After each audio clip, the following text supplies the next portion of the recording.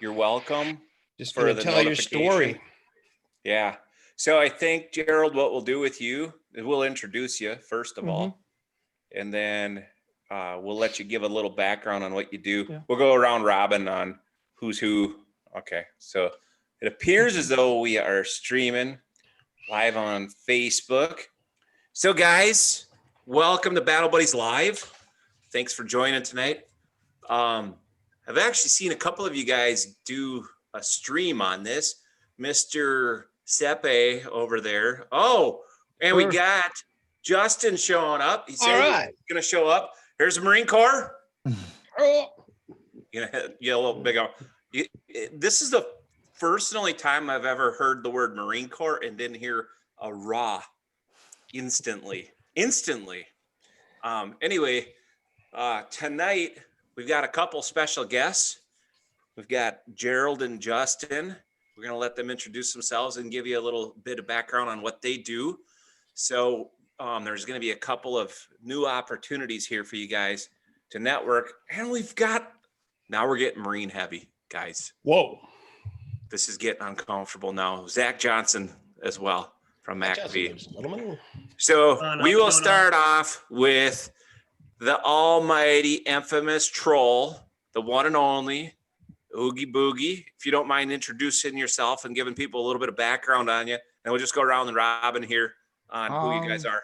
Yeah, sure. So my name is Giuseppe. I did 10 years in U.S. Army. I was infantry for 10 years. I did 4 combat tours. 2 Iraq, 2 Afghanistan. I was in 3rd ID, 101st, Spartans, 1-1. And that's basically it, man. Okay, Mr. Watts.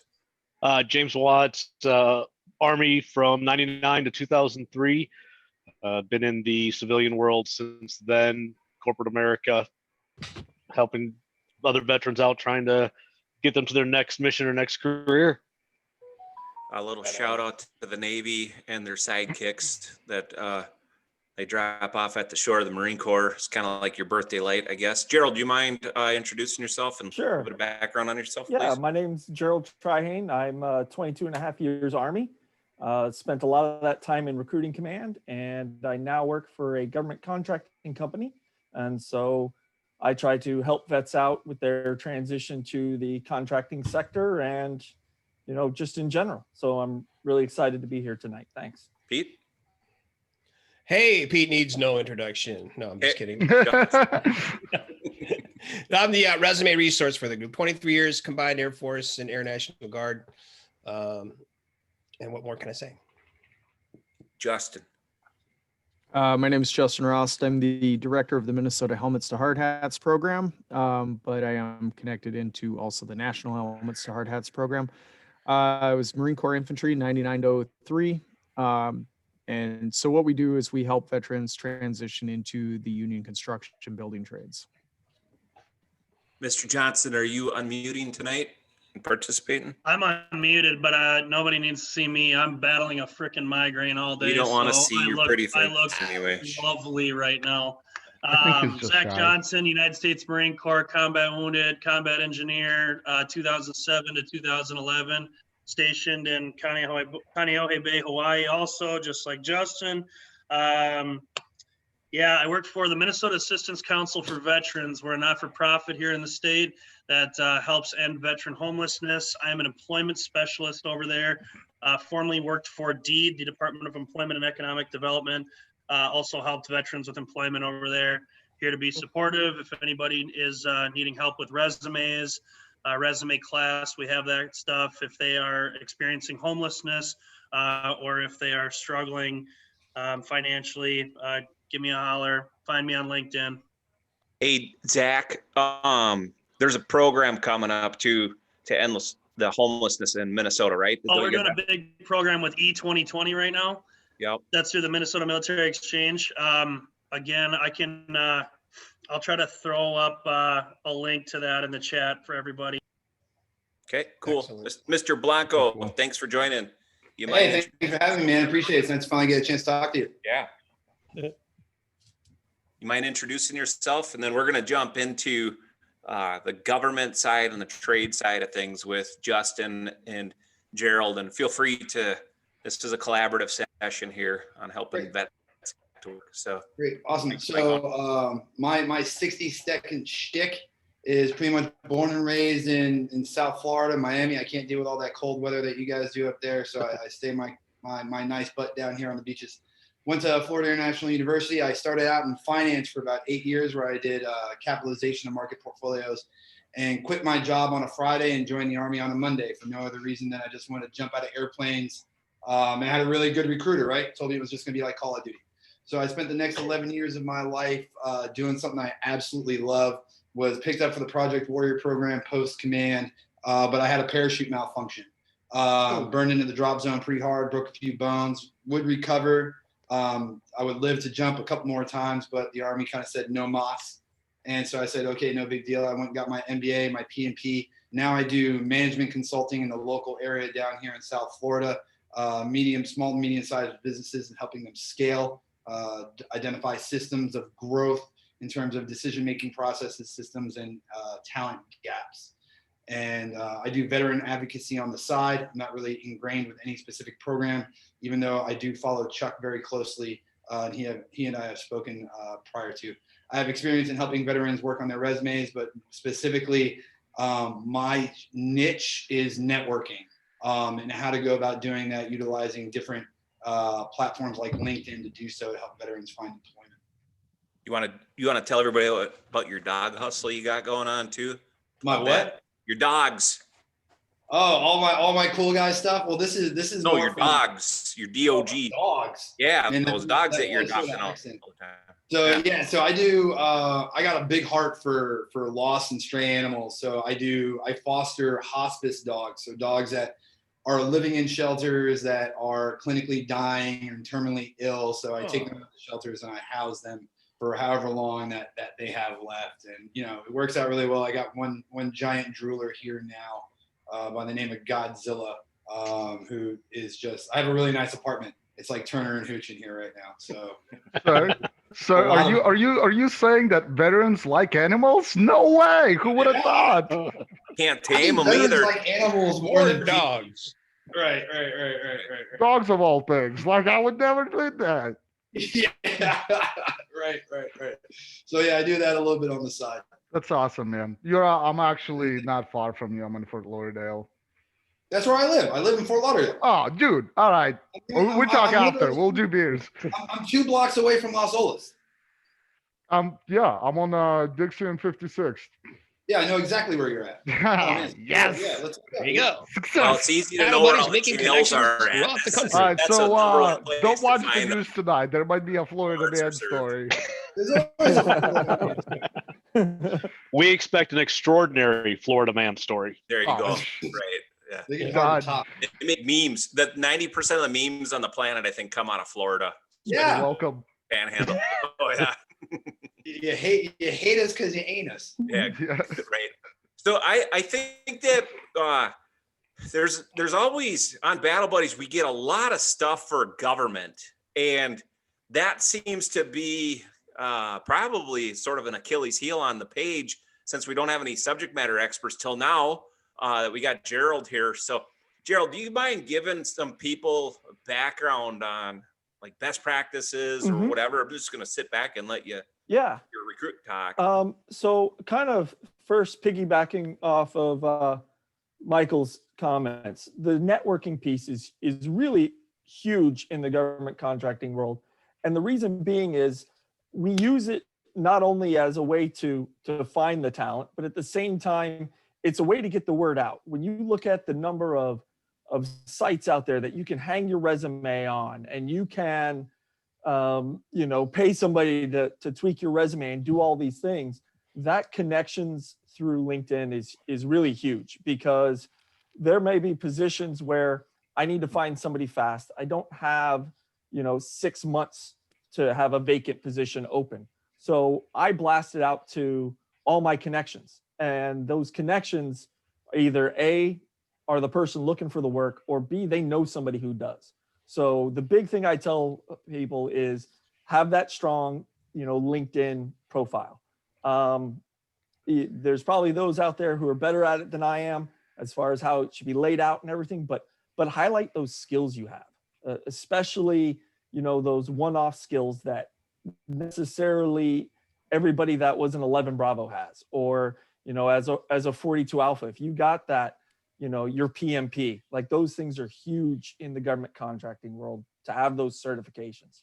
So make sure you highlight them, because I'm going to be looking on there for them. I can do searches. I can, right now click PMP and see how many of my connections have them. And so if I'm looking for somebody that has a PMP and maybe a IT background, well, now I'm going to search both PMP and IT and see the list of my connections, or even the seconds connections that I have, and I'm going to reach out to them first. So that's probably one of the big things, is definitely sticking to that networking piece. Because again, not every job makes it to those career pages as fast as you'd like. Sometimes that's the first place we look, and that's as far as we look. I don't know if that kind of answers your question, at least on that part. Hey, Gerald, when you say government contracting, are you talking about like the Lydioses of the world? Yep. Right. Exactly. So, okay. So your companies that are formed for the purposes of garnering government contracts Yep. to solve solutions. That's a huge space. It is. And it's really lucrative. It is. And one of the big things I will tell you is, obviously not all companies are created equal. Right. In the government sector, you will see things where normally you wouldn't normally go, okay, well, why are they advertising that? So as an example, the government sets aside a certain amount of all those contracting dollars to veteran-owned businesses, women-owned businesses, disabled veteran businesses, minority-owned businesses. There's HUD zone businesses. So there's a lot of companies that kind of actually have a leg up when it comes to some of those contracts. And so just because, I'm not going to use names, but the giant companies out there who, they're going to be in the huge, hundreds and hundreds of millions of dollars contracts, but you'll find these smaller ones that are in those niche markets that really pay just as good, probably have as good, if not better, benefits packages. And also their culture is more, smaller business where everybody knows everybody. You think about it, if you want to move up in the world, there's 100,000 people in one company or 1,000 in another. Where are you most likely to be seen? And so that's where I tell people, whether it's with the company I represent, or somebody else, look at those things, because they really do, have a theater to play in. Hey, Gerald, we had a question come in that I wanted to ask to both you and Justin. So Rob's asking, what are the trending available positions that may be overlooked during these times? Who's struggling to get people to fill these positions? Is it specific, like logistics, career, et cetera? What are you seeing? Not presentable, but more desired by those of us looking for them. Okay. And Justin, what about you on the trade side? On the trade side, two of the biggest openings we usually see throughout the year is the carpenters, and we see the roofers. A lot of people assume that when you say roofers, you mean shingling, and that couldn't be further from the truth. Often they do multiple different types of roofing, including plastic welding and rubber roofing and lead and green roofs that may have dirt and trees planted on them and things like that. There's a lot of options there, but also the carpenters. In certain parts of the US right now, like right here in Minnesota, the weather's starting to drop. You're starting to get those cold mornings and things like that. Mm-hmm. Construction will start to slow down up here. So like Gerald was saying, another good thing to do here is also take those tech courses. If you want to be an electrician, go get enrolled and get that stuff done. You complete a certificate course through any of the tech colleges up here, you can use that to get into the electricians come spring when they start hiring again, things like that. So. Okay. And Mike, thank you for sharing that link. I put it in the Facebook post for people to see. So I guess same question to you, Mike, on the private side. From my industry, tech is obviously always in demand, developers, engineers, that sort of thing. But what are you seeing anything that maybe people are overlooking? So there's a big misunderstanding that in order to go into tech, whether it be big or small, you need to be a tech guy. That's absolutely 100% not the case. And Correct. if you need some technical certification, the link I just provided, Syracuse University and the Onward to Opportunity program provides education and certifications which are clutch. To Gerald's point, there are jobs that are going to require you to have a PMP. There are jobs that are going to require you to have certain levels of training. Now, what I find is that a lot of veterans are like, it's a you eat what you kill society, right? And that's very true in the civilian sector. So if you need those certifications, you need to go out and get them. But in a lot of cases, they are free. Or a lot of companies will use LinkedIn Learning has a huge swath of certification level programs. They won't provide you the actual certification, but companies will look at your LinkedIn certification because it's a 40-hour course, just like you would have to go through in a PMP or an Agile certification, and they'll take that into consideration when they're looking at your application. And so in tech, again, like, you don't need to be a tech guy. There are also opportunities in tech in sales to launch you into a career in tech. So these huge lucrative positions are right there for you if you want to go into it in sales. And the misconception of sales that a lot of people have is, look, man, we're not like, if you're doing the MISSLE program, so MISSLE is Military and Sales and Leadership at Cisco Systems, based in Raleigh, North Carolina. A good guy to talk to is a guy by the name of Mike Wood, who runs that program. You're not selling toasters, right? You're selling multi-million-dollar contracts. And so the upside of that sales job is a good base salary plus a really robust commission side of the house. And you're doing sales, and it's giving you a leg into the tech industry. It's building your experience. So later on, you can actually go off and go to the Googles and the Microsofts of the world in a more specific tech capacity. We had another individual show up here. Matt, do you mind introducing yourself quick to everybody? Sure. Hi, everybody. My name is Matt Durkee. I am a U.S. Army from 1990 to 2000. I recently, about in April, finished my master's in military psych, and I'm in the doctoral program for community counseling, traumatology, and care.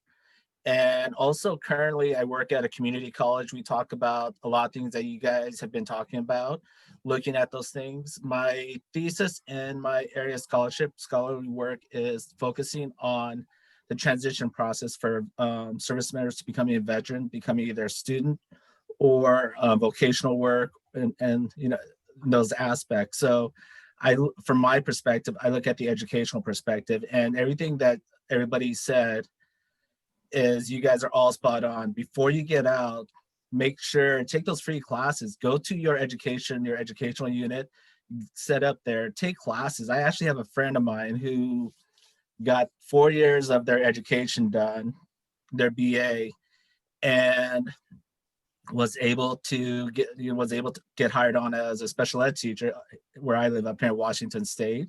So it's just looking at those. And then also when you transition out, there are those programs like I looked at the Syracuse one, and there's Syracuse, every university, vocational college or technical college or community college will have that program. It's getting connected, taking that first step, walking in the door, looking at what you are. The one big takeaway is to be very realistic about the skill sets that you have now in the moment, in the present, because a lot of us know we can BS the big time, but when you actually look at the jobs in the market, you have to know what your actuality of skill set is, your educational skill set, the certifications you have that are transferable. When I got out, I was my first number was 11 Bravo. Then I reclassed to 73 Delta, which was finance and accounting. It did not make me qualified to be an accountant when I got out of the Army. So you have to be very realistic and understand that there's going to be more training. I thought I was actually going to go into middle management. You're not going straight away into middle management. Even though we're older, we may have that experience from the military side of the perspective. You also have to look at the civilian, the educational side of the perspective, and where they're coming from as well too. So it's the transition, and I apologize. So I will pass it back. Thank you, everybody. Hey, Nice. Gerald, Yep. do you mind kind of discussing what those opportunities within contracting look like? And then we'll go Justin and Mike. Yeah, I will say, just caveat on what Matt said is he's spot on. I come across it a lot, and I know my counterparts do, with people going, well, I did, I retired as a first sergeant, 42 Alpha. So I should be the, vice president of HR. Well, that's great. And you have a lot of experience. However, your corporate equivalent as that director of HR has the certifications and the schooling to back the title. And so that is a key point. The other is in the government contracting world, right? Most contracts, and there are varying degrees, and we could spend hours and hours talking about them. But in general, if you use the rule of thumb of about 5 years, is pretty much the lifespan of contracts, right? They have what they'll call a 1 with 4 option years or 3 with 2 option years. So because of that risk, there is at times a little bit more money than you would see in your, standard corporate America job for the same title. But at the same time, know what you're worth and know where you're applying, right? The days of 2006 when you could go overseas and make $140,000 base being a base security guard, plus all that extra money, are gone. Right now, especially the COVID world has taught us, with people working remotely, companies don't necessarily have to spend as much money on you. So you're going to see some fluctuation in the salaries, what you might see on, Glassdoor and other sites. So I tell you, do your market research, know your value, but also know the value in that area. If you're going up into DC, that job may be worth whatever it might be, maybe $120,000. Well, in El Paso, that might be worth only $65,000 a year. Where's your money going to carry you more? And so that's one of those key things, I think, especially in the contracting world, people need to understand when it comes to the money piece. And with the trades, you might join a particular company and you may work 20 years for them doing the same job or moving up, progressing. In contracting, we may own the contract today, but in 2 years we may lose. And now you're working for Chuck. And then a couple years down the road, you're working for Mike. And then you're working for Matt. And that's the nature of this business too, is, the longevity with a single company isn't necessarily always there unless you're with one of the giants where you can move around quite a bit. I want to jump on something that Mike said earlier that I think we don't talk about enough as a group. And it's kind of close to me because it's what I do. Mike mentioned tech sales or sales in general. People kind of get this wrong impression of what sales is. And it's a great career for veterans to move into because we have the work ethic. We don't let things get us down, and we know how to just pile through, drive through whatever we need to accomplish the mission. So we have the right mindset for it, and it can be a very lucrative career. So even if you don't have the certifications or the ability to get that, or don't think that's what I want to do, there are other options out there too that you can do. And I just don't think we talk about that enough as a group. Yeah, if you know how to solve problems and work, those are probably the 2 biggest elements of sales. I mean, if you don't do either of those real well, you're going to suffer real fast. Justin, trades, like, you want to talk about plug, hard hats, how to get in there, and then kind of how your scales work and stuff for these guys? Well, I'd like to, first off, I want to build on what James is saying. I think what gets overlooked, though, I know Matthew was saying that maybe your job skills aren't necessarily transferable without an education behind it, even though you've put in all that time in the military and stuff like that. But I think the thing everyone should remember is that you have a great bunch of soft skills, too, that make you a great employee right out of the gate. Attention to detail is extremely important in the trades. being able to watch somebody else, especially in an apprenticeship program, and then being able to use that skill and hold yourself to that same standard to try and make it as nice as possible, whatever that project may be. That's an invaluable skill that a lot of the civilian world is never taught. But you guys know that from your first wall locker or foot locker inspection, it's ingrained in you to do these things and do them as best you can so that you don't get hammered, right? The ability to show up on time is critical nowadays. And that's something that there's a lot of the civilian world that cannot get out of bed and show up for work every day, especially in a labor job. And that's something that vets are super reliable about. They get up, they work hard, they take accountability for themselves. They have the ability to pass on orders that are handed to them. I mean, your general orders alone are often enough to make you a really great employee with your soft skills. So then after that, it's a matter of learning the tangible hard skills, right? It's learning your trade.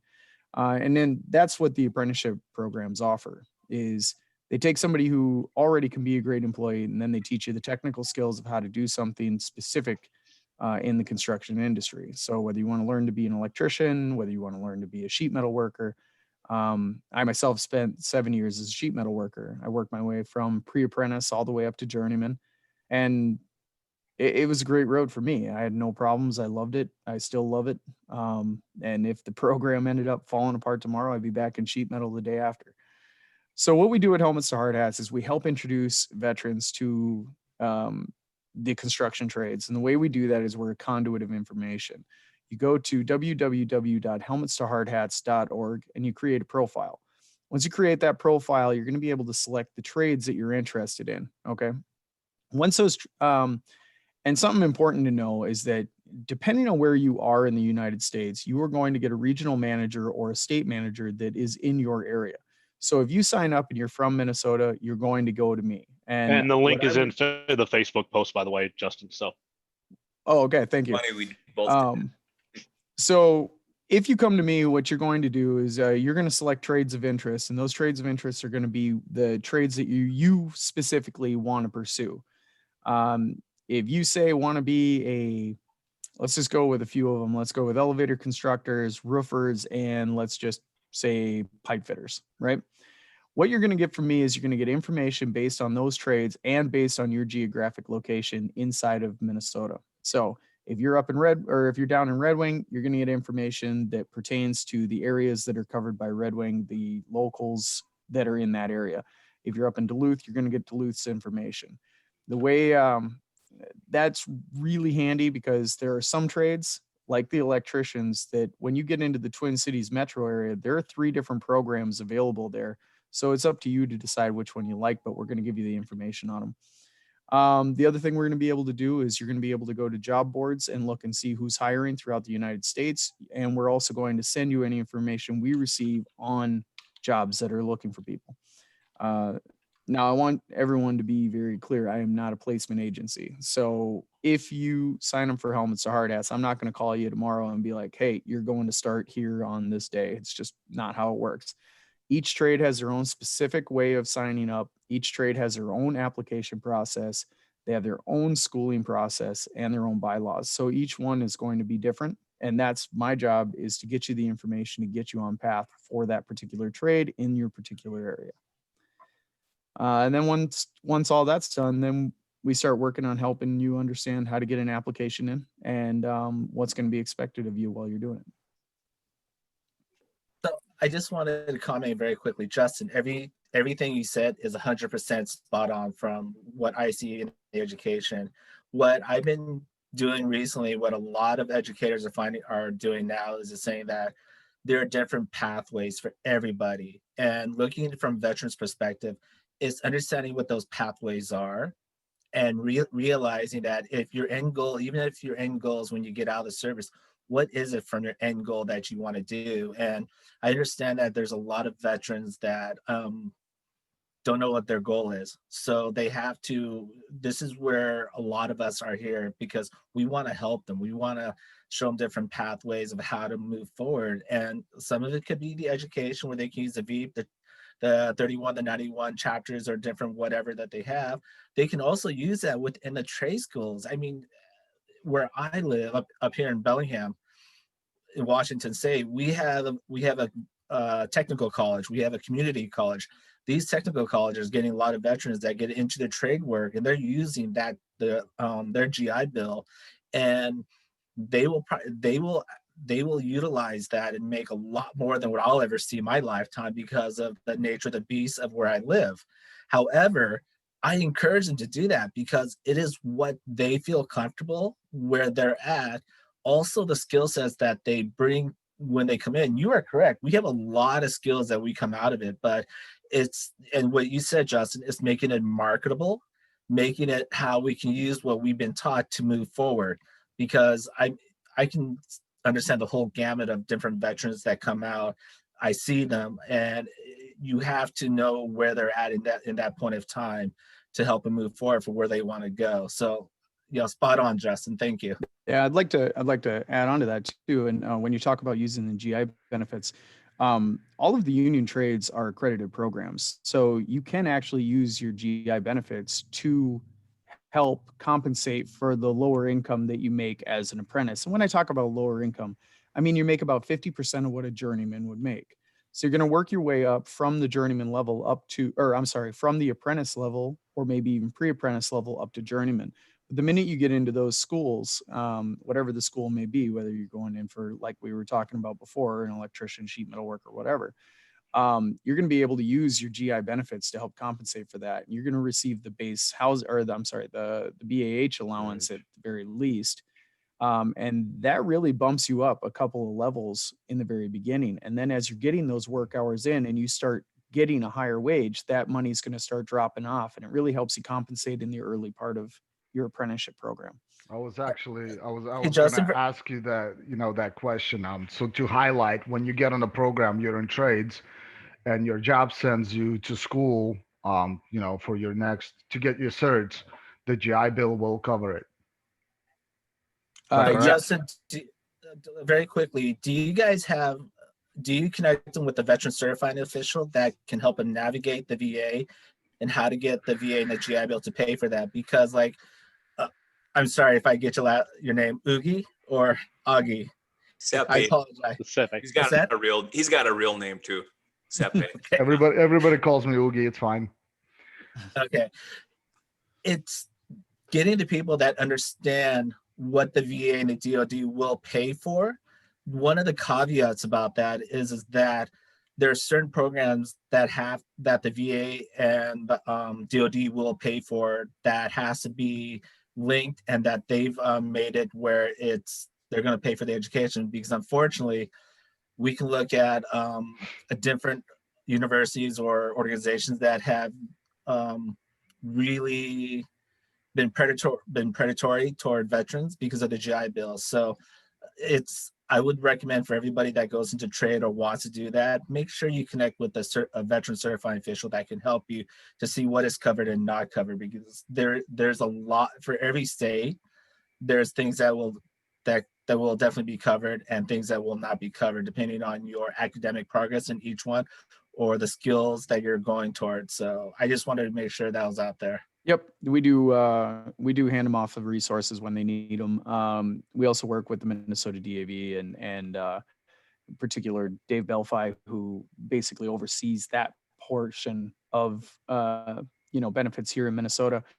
And to your other point, I should also mention too that different states might have different programs that might also help with that. Here in Minnesota, we have a Minnesota GI Bill, which also helps cover on-the-job training and apprenticeship. So you would be able to, or you'd be eligible, even if you've already used your GI benefits, you may be able to use that to help compensate also. The other thing I would want to just throw a caveat on that too is if you, to go along with, if you've used your GI Bill or portion of it, or if you for some reason don't qualify for it, because there are some service members that don't, if you're service connected, you also can use your Chapter 32 VOC rehab benefits for accredited programs as well. Yep, that's absolutely right. I was going to mention the VOC Rehab I've worked with VOC Rehab already plenty of times in helping people with their apprenticeship fees and stuff like that. The other important thing to know about the apprenticeship programs are that the apprenticeship programs are an earn as you learn program. So they're very low to no cost. To be an electrician here in Minnesota costs you about $500 a year to attend school, and it's 1-year program every year for 5 years. So you're going to do 5 years of training. It's going to cost you $500, or I'm sorry, it's going to cost you $2,500 total. Is that right? Yeah, $2,500 total, and all you're paying for is your books and your supplies. Meanwhile, your education is going to take you from about $22 an hour to about $45 an hour in that 5 years. Once you turn out as a journeyman here in Minnesota, and then you're going to work your time as a journeyman, and then you can work up into foreman and make even more money. So the education part of it can be extremely low cost when you go into the trades. As a sheet metal worker, I did 5 years of school as a sheet metal worker, and the membership paid for my schooling. I paid my $500 a year for my 5 years, and then at the end they gave me a check for the entire amount once I completed the program. So that's something else that should be aware of with the trades, is that you're probably not going to get stuck with a giant bill at the end of things like you would go into a traditional school. Okay. So if I might, so I just did the math on the numbers that you threw out, Justin, and that equates in a 5 year. I do math, so it's what I do. 2K break even, right? Right. So in a 5 year term, you're talking about $93,600 before taxes.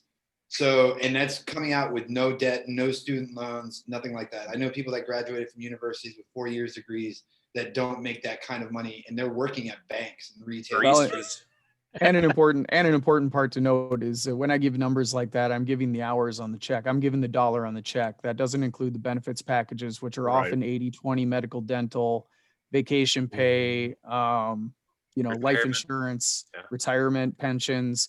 And in 5 years, typically, you're vested in your pension. So in the first 5 years, you've already earned your retirement. So there's a lot of bonuses that go with it, but that was just the dollars on the check.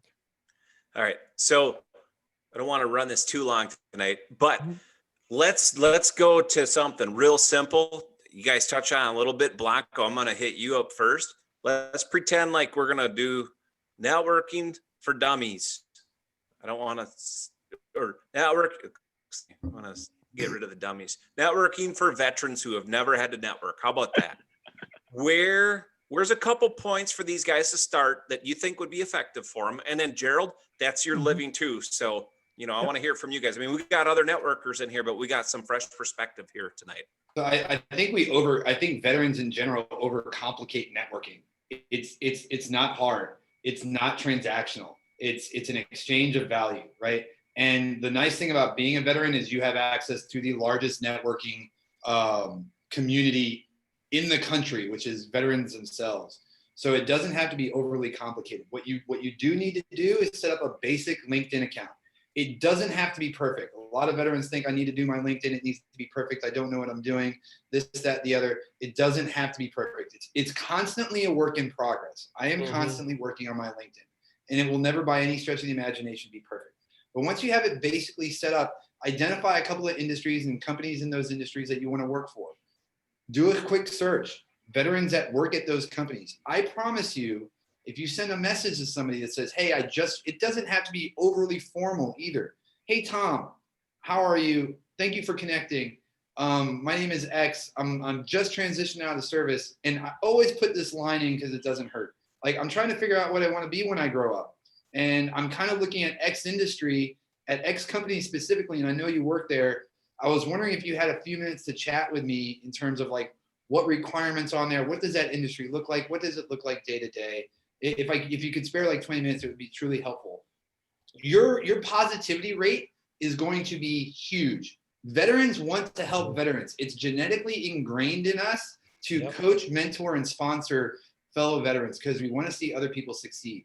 So those guys are going to give you some feedback, right? And when you get into that conversation, it doesn't have to be transactional. It can be just like this. It's not a job interview. That person's there to like help you. So have a resume prepared. Again, it doesn't have to be perfect. Like, hey, would you mind looking at this for me? What are some keywords that I can use in your industry and specifically that would be helpful in getting my resume looked at through whatever hiring manager? So there's a saying in the business world that says, like, don't ever apply to a job you're not told to apply for.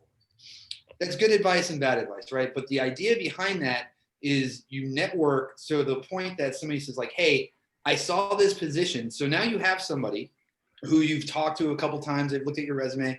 Now you go into the website, you go on the LinkedIn, you apply to a job that you found, and you let that guy know, hey, Tom, I just want to let you know I applied for this position at this requisition number. If you could reach out to somebody and just let them know to be on the lookout for it, that would be a huge help. They're going to do that. And that's how you get a job. It doesn't have to be so formal and transactional. And don't be afraid to do it. All of us have transitioned out of the service. You're not the first person, just like when you went to basic training, like, and you made it through, and there are moments that you maybe thought you weren't going to make it through.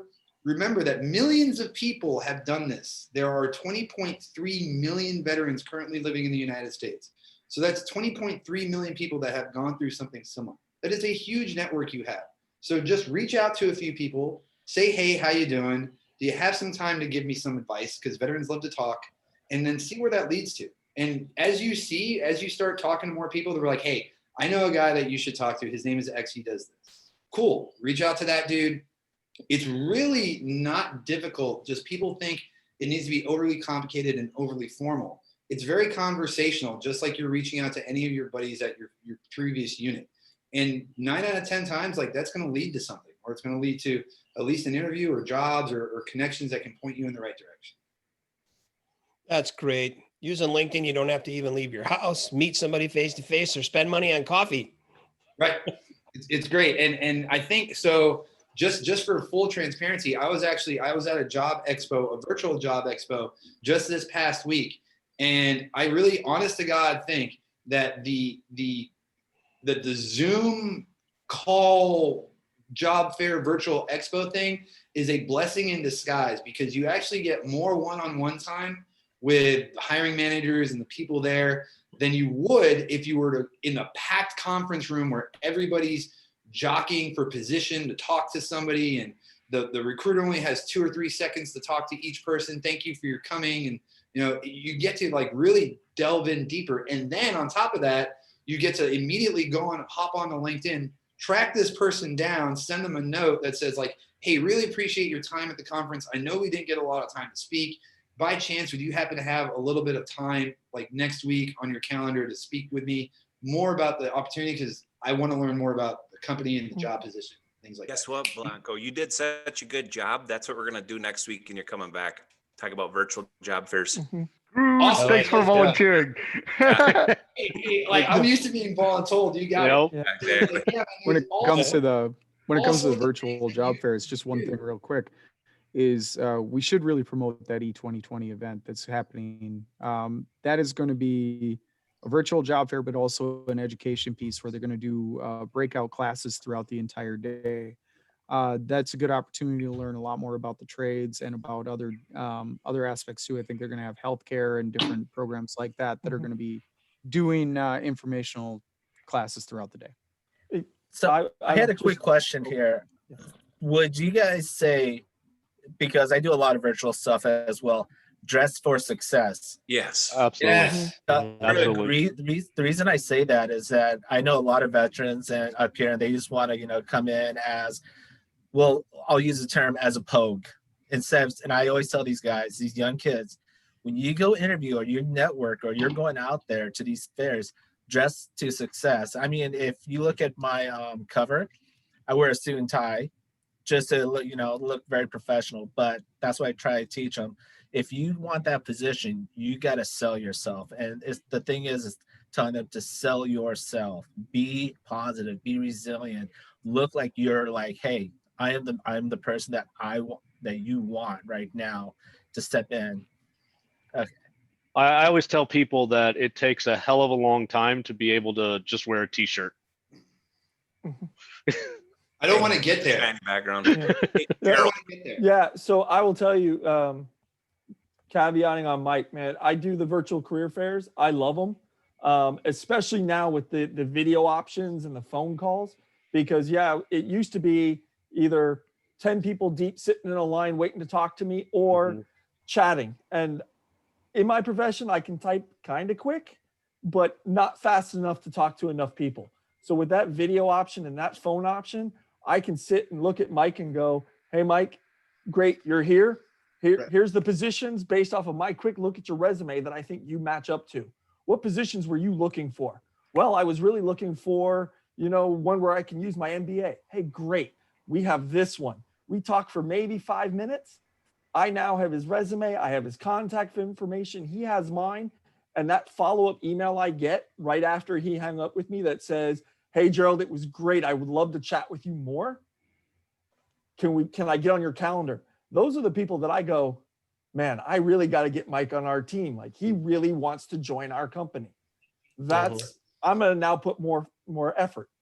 I try to do my best for everybody, but when you show that same desire to be on my team, I'm going to show you the same desire back. And another thing with it is also, don't be afraid, right? Like, we jump out of airplanes, we blow stuff up, we do all these crazy things, yet we are so nervous to hit that little that says connect. All right. Like, everybody on the call, Matthew, I haven't found you yet, but I will send you one too. But I've sent an invite to everybody that's been on this call. Why? Look, I may not be able to give Mike a job. Mike might not be able to give me a job. But if I'm connected and I know somebody down in his area or up by James's or Justin who wants to go into the trades, I'm now a connecting point for another vet that I can go, hey, Justin, I was on that call with you. Here's my buddy. He's really looking to the program. You know it best. And you make those connections. So don't be afraid to hit the connect button. Is everybody you going to, connect with going to accept you? No, but hey, that's life. But the vast majority will, especially when they see that you have matching backgrounds with that veteran connection. And then also the tons of different groups out there beyond just Facebook, the LinkedIn groups, for particular fields. If you have clearances, they have groups for people with security clearances. I recruit for a lot of positions that have security clearances. That's one of the places I'm going to go look for you. And then when I go, oh man, okay, I'm in my group. I'm looking for somebody with, an IT background. Hey, this guy's got a second connection. Oh, he knows Mike or he knows James. Hey, James, I need to talk to your buddy about a job. You know if he's interested or not? There's that other avenue that LinkedIn gives you with other people recruiting for you that really help you out. So to Gerald's point, two things. One, somebody mentioned earlier, I want to go back to it just briefly. Dress for success, right? Listen, you are always making an impression. Always. You might not know if I'm wearing pants right now, but I look the part, right? So that's what matters. So it's all about the impressions that you make. And it's easy to soar like an eagle when you're surrounded by turkeys. So where a lot of veterans make the mistake is they show up to these things, doesn't matter what the meeting is. It could be an informal meeting. I'm not saying you got to wear a shirt, tie, and all this, but dress the part, dress for the position that you want, because people, it does matter and people are paying attention. And to Gerald's point, when you send these LinkedIn accounts, and I understand that all of this can be kind of overwhelming. Like when you take all of this information, I need to be social, I need to network, I need to do all these things, right? It's actually, when you break it down, not hard. Identify an industry you want to work in, identify 3 companies in those industries that you want to work for, find some people in there that have the title of veteran, send them a quick informal, hey, how are you note, and then break it down. Where people fail is they just hit the connect button, to Gerald's point, and they don't send any sort of context, right? Hey, you can have 3,000 connections on LinkedIn, but if you've never talked to any of them, what does it matter, right? You want those referrals, you want those connections, you want people to send you to other people. Talk to this guy, I'm going to connect you on LinkedIn. Those are the connections that are very valuable. Just hitting a connect button with no context and not reaching out to that person, or having a Rolodex of LinkedIn contacts 4,000 deep, but you've never had a conversation with any of them, isn't very valuable. So like, break it down, and it's not as enormous a task as you might think. It's literally just saying hello to people, legit. Mike, you put up a post probably a month ago. I had to laugh about it, and it was something like, yeah, you went to Ranger school and selection, but you chicken shit to make a LinkedIn profile or something like that, right? Yeah. I mean, everybody that's on this call tonight's been a tough position, tougher than clicking with their either left index finger or right index finger, right? Right. So and I just want to mention real quick too. I don't know what you're talking about. I want to mention on the LinkedIn front, we do have a phenomenal resource here in Battle Buddies USA group for LinkedIn. Mr. Pete LaValle. Hey. I've never seen him turn down a request for help. Well, thanks, James. I appreciate that. Yeah. And just to echo what Gerald and Mike are talking about, LinkedIn. It's a phenomenal platform, and it doesn't hurt you to be on there at all. Basic is definitely good enough to get started. And I like how you put it, that it's always a work in progress. It is. It doesn't have to be perfect, but it's so effective. I mean, you can search, it's a total turnkey portal. You can search for jobs, you can search for companies, you can search for contacts, anybody that can help you. And you don't spend 1 calorie off your desk to do it. It's almost too lazy. If I had to criticize it, I'd say it allows you to be too lazy, but for the amount of mileage you can cover, I can't say a bad word about it. And the cost free, and the premium, LinkedIn Premium, which gives you stats and all kinds of information to help you dial in careers and jobs and connect with people. That's a paid subscription, but guess what, vets? It's free for us. Yeah. Well, since we're on a LinkedIn topic, and I got the whole freaking sandwich over here from all the perspective, I think big issue with especially guys that just got out, they do the opposite of bullshitting and overselling themselves. They undersell. They don't know how to market their skills. And LinkedIn is actually a good tool for that. You go on another veterans or successful veterans who transition successfully. You go and look at their page and see what they have, and it gives you like ideas. Oh wait, like I did that too. I have that too. So you can use it in that way too. And then if you guys have any advice for these guys getting out, like now is the time. Don't take TAP lightly. If you can get on the fellowship program, the Army I know is doing that right now. I think they're extending it out to 6 months here soon. Take advantage of it. You get active duty pay, and you get a full-time big boy job, big girl job, and talk to a new person every day that you transition. And your story should be kind of like how Mike put it earlier. Hey, I'm just looking for ideas. I'm looking for people to talk to. I'm just, when I first got started in sales, I always played I'm a new guy. I don't know what I'm doing. Help me sell you something. What is it? I don't know. Maybe we can do that. Maybe we can't. But I knew the answer, right? Just play conveniently stupid, right, James? Right? To a point. He's good at that. You get past that point. That works for a little bit, but you got to also be careful that when you start getting in the place, you have to be able to back up what you say. Yeah. If you, and I'm sure Gerald and Mike and even Justin can attest to this. If you put something on your resume or LinkedIn, it's fair game to be talked about. Yep. So be able to back up what you're putting on there. One other thing for that interview that you bring up a really good point about backing up what you say in your LinkedIn and your resume. The other is, in DOD as a whole, we can ask you whatever we want, right? Nothing's off the table. In corporate America, there is a lot off the table. All right. So don't give out information that doesn't need to be given out. If somebody says, tell me a little bit about yourself, cover the important things, right? This isn't the promotion board, right? Where you lay out your dog's first name, your street you grew up on, all of those things. Great, thanks. I'd never tell you. I don't need that information. Name. Right? Like I don't need that. I don't need that in the interview. And in the long term, it will hurt you more than it will ever help you. So make sure you know those HR laws, right? Because those are the things that they can't use against you. So don't give them an opportunity to. Because once you put it out there, it becomes fair game. And they don't have to tell you. So know that.